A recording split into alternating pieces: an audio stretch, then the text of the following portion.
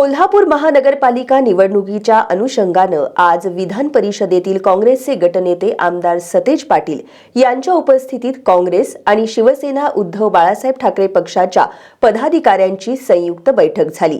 या बैठकीनंतर माध्यमांशी बोलताना आमदार सतेज पाटील आणि संपर्क प्रमुख अरुण दुधवडकर यांनी कोल्हापूर महापालिकेची निवडणूक दोन्ही पक्ष एकत्रितपणे लढवणार असल्याची घोषणा केली। कोल्हापूर महानगरपालिकेच्या निवडणुकीतील जागा वाटपाबाबत विधान परिषदेतील काँग्रेसचे गटनेते आमदार सतेज पाटील आणि शिवसेना उद्धव बाळासाहेब ठाकरे पक्षाचे संपर्क प्रमुख अरुण दुधवडकर यांच्या उपस्थितीत दोन्ही पक्षाच्या पदाधिकाऱ्यांची बैठक घेण्यात आली। या बैठकीत सविस्तर चर्चा झाल्यानंतर कोल्हापूर महानगरपालिकेची निवडणूक दोन्ही पक्ष एकत्रितपणे लढवणार असल्याची घोषणा आमदार सतेज पाटील यांनी केली। तसंच राष्ट्रवादी काँग्रेस, शरदचंद्र पवार पक्ष, भाकप, माकप आणि इतर घटक पक्षांसोबतही समाधानकारक चर्चा सुरू असल्याचं आमदार पाटील यांनी सांगितलं। गेल्या 8-10 दिवसांमध्ये शिवसेना उद्धव साहेबांच्या शिवसेनेशी आमची चर्चा बैठका सातत्यानं चालू होत्या आणि त्या बैठकांचा अंतिम प्रस्ताव घेऊन आज दुधवडकर साहेबांच्या बरोबर माझी फायनल या ठिकाणी चर्चा झाली आणि आम्ही या कोल्हापूर महापालिकेच्या निवडणुकीमध्ये काँग्रेस आणि शिवसेना म्हणून आमची आघाडी झालेली आहे हे जाहीर करण्यासाठी ही पत्रकार परिषद प्रामुख्याने त्या ठिकाणी आम्ही घेतलेली आहे।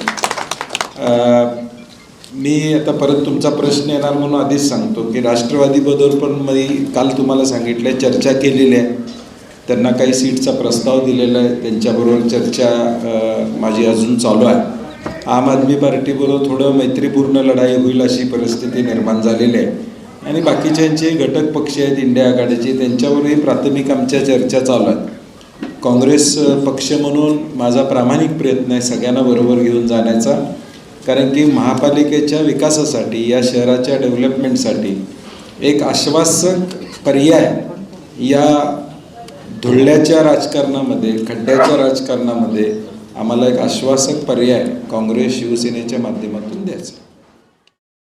सुरुवातीला शिवसेना ठाकरे गटाकडून 33 जागांचा प्रस्ताव देण्यात आला होता। त्यानंतर झालेल्या चर्चेनंतर 12 जागा आणि स्वीकृत सदस्य पदाचा प्रस्ताव समोर आल्याचं आमदार सतेज पाटील यांनी सांगितलं। जागेच्या संदर्भात प्राथमिक एक प्रस्ताव 33 जागांचा शिवसेनेनं पहिल्यांदा दिला होता। त्यानंतर आमची कमिटी, त्यांची कमिटी असं बसून 16 जागा पुन्हा त्या ठिकाणी निश्चित करण्यात आल्या होत्या।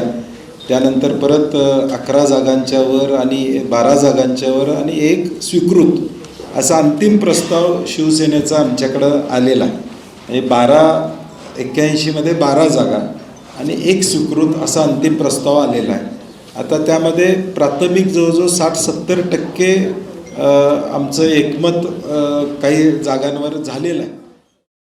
दरम्यान जागा वाटपाबाबत सकारात्मक चर्चा झाली असून 7 जागा निश्चित झाल्या आहेत। उर्वरित जागांबाबतही लवकरच निर्णय घेतला जाईल असं संपर्क प्रमुख अरुण दुधवडकर यांनी सांगितलं।